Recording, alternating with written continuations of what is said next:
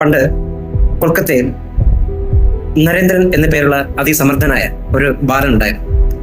6ാമത്തെ വയസ്സിൽ വീട്ടുകാർ അവനെ സ്കൂളിൽ ചേർത്തുവെങ്കിലും അവിടെയുള്ള കൂട്ടുകെട്ട് കാരണം അവൻ ചില ചീത്ത വാക്കുകൾ പഠിക്കാൻ തുടങ്ങി. പക്ഷെ ഇതറിഞ്ഞ വീട്ടുകാർ വളരെ വിഷമത്തോടെ അവനെ സ്കൂളിൽ നിന്നും പഠിക്കാൻ വിടുന്നത് നിർത്തി പകരം അദ്ദേഹത്തെ വീട്ടിലിരുത്തി പഠിപ്പിക്കാൻ തീരുമാനിച്ചു. അസാമാന്യമായ ബുദ്ധിശക്തി, നരേന്ദ്രന്റെ പഠന വേഗത എല്ലാവരെയും അത്ഭുതപ്പെടുത്തി. മറ്റു കുട്ടികൾ അക്ഷരമാല പഠിക്കാൻ കഷ്ടപ്പെടുമ്പോൾ നരേന്ദ്രൻ പെട്ടെന്ന് തന്നെ എഴുത്തും വായനയും പഠിച്ചെടുത്തു.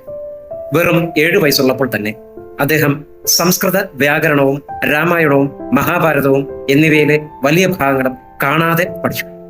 ഒരിക്കൽ അദ്ദേഹത്തിന്റെ വീട്ടിൽ രാമായണൻ പാടാൻ വന്ന ഗായകർക്ക് തെറ്റുപറ്റിയപ്പോൾ ചെറിയ കുട്ടിയായ നരേന്ദ്രൻ അത് തിരുത്തി കൊടുത്തു. ആ കൊച്ചുബാലന്റെ അറിവ് കണ്ട് ആ ഗായകർ പോലും അത്ഭുതപ്പെട്ടു.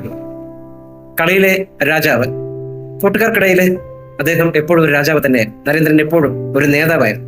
അദ്ദേഹത്തിന്റെ പ്രധാന കളി എന്ന് പറയുന്നത് രാജസദസ് നടത്തുക എന്നതായിരുന്നു. പൂജാമുറിയിലേക്ക് കയറുന്ന പടികളിലെ ഏറ്റവും മുകളിലത്തെ പടിയിലായിരുന്നു നരേന്ദ്രന്റെ സിംഹാസനം.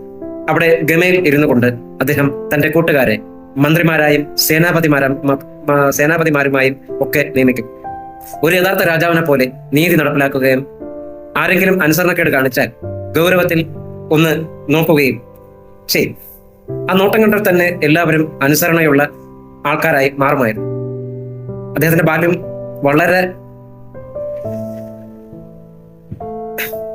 ബുദ്ധിശാലിയായിരുന്നു. ബാല്യത്തിൽ നരേന്ദ്രൻ കാണിച്ച ആത്മവിശ്വാസവും അറിവുമാണ് പിന്നീട് ലോകം ആദരിക്കുന്ന സ്വാമി വിവേകാനന്ദനായി അദ്ദേഹത്തെ മാറ്റിയത്.